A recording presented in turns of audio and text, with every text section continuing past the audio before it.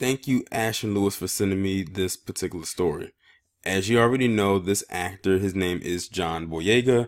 He became very popular being in the recent Star Wars franchise, the last two Star Wars films.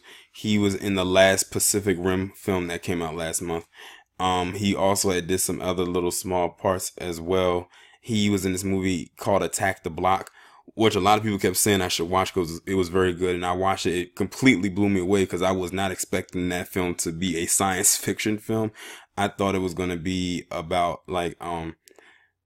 something completely different than that. But I liked it anyway. He was also in the film Detroit that came out last year as well. He's doing very well for himself. And I see he's going to definitely have a very thriving career going forward as he continues to move up in the ranks. But this article just came out on Atlanta Black Star where it's saying that he is ready to tell African stories, starting with Nigeria. Let me just say, I'm all for that. It's about time stories about African nations were told in a positive, let me say that again, a positive light, because they're often told in a very negative way. And basically he was saying because of the success of Black Panther and, how well that film was received by millions of people around the globe, and I do mean millions because it's made billions by now, that, it's time to tell real stories about African nations. But there's one slight flaw that I see with this. Who he might be going to get this done may not be the right people. Because in the article it's stating that he is ready to help Hollywood tell the stories about Africa, starting with Nigeria. I don't think going to Hollywood would be the best bet or the best route because they are very nitpicky about how they want to tell stories about Africa as a continent, because they've already ingrained in many people's minds, and a lot of people at that around the world, that Africa is a very poor continent. Many people in ignorance still think that Africa is a country. I'm like, I don't know many countries that have 58 other little sub places inside of it, but okay. Well, I take that back. If you include the US, but I'm not thinking about them. Y'all know what I mean. Let's put it this way. I don't know a country that has countries inside of it. Let me put it like that. Because because Africa is like the biggest landmass in the world. You can put every other country inside of Africa and they would pretty much all fit. It's one of the most resourceful places in the world. Why do you think people are always going over there? But they want you to believe that it's nothing but mud huts and a bunch of dirty people over there and that it's dirt poor. And that's definitely not the case. And mainly due to how programming and mainstream media put out these images that Black people were extremely poor over there and that they needed to be saved and help, the white savior and everything like that. I've seen comments where white people will say, if it wasn't for us going over there and doing that, then y'all would be in the same position back then as you are in today. A lot of white people actually think apartheid was a good thing to this day. They never even lived through apartheid, or they may have been born during apartheid, but they never experienced it, and they'll say that. Ignorant stuff like that. And I'm talking about the people over here. Apartheid, mind you, was in South Africa.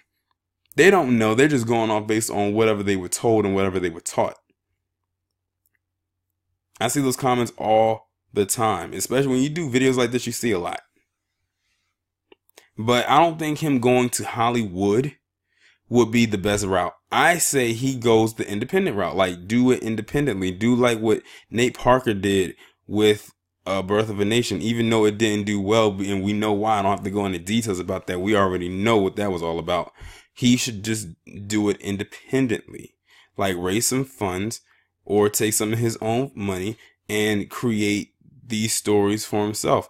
Hell, he can even do a documentary style, like go over there with a little film crew and just do some filming over there and show the real Nigeria. Hell, that could even be the title, The Real Nigeria. Because a lot of people think when they hear these nations, they think that they're all poor. That's definitely not true. A lot of these nations actually are very wealthy and they look it as well.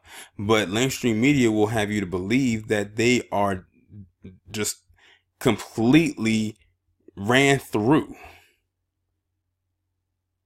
They will say stuff like that pretty much all the time. And you can have mainstream media to thank for that. But when they own the media such like that, they can control the narrative and the direction the narrative goes in.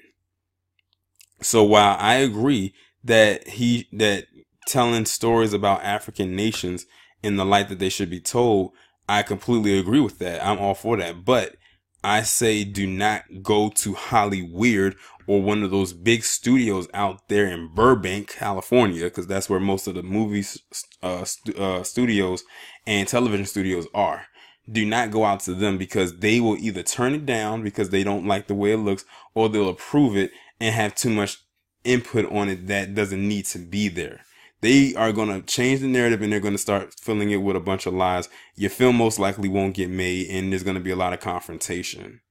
Now, another thing I'm going to have to warn him about is if this movie was to get made in an independent way, he better be prepared for the backlash, because like Nate Parker, he had to take a little recovery from this. Now, I heard that Nate Parker is supposed to be doing another film. I forgot what it's about. It's another, I guess you could say, quote unquote, racially charged film. I forgot what it was about, but it sounded like it's going to be good. But he just better be prepared, because this could be the film right here. If he wants it to be done, this could be that nail in the coffin in his career, when he's just now starting to really, really break out on the American circuit, so to speak. He doesn't have many films under his belt. He's still very fresh. Luckily, he does have a fan base thanks to Star Wars. But remember, most of those Star Wars fans are white, and most of them are probably racist as hell. So he should tread very lightly, but at the same time, if he decides to make the film, I say go for it, but just please reconsider having Hollywood have hands in this. Y'all let me know what you think down in the comments. Like, share, subscribe. I'll talk to you in the next one.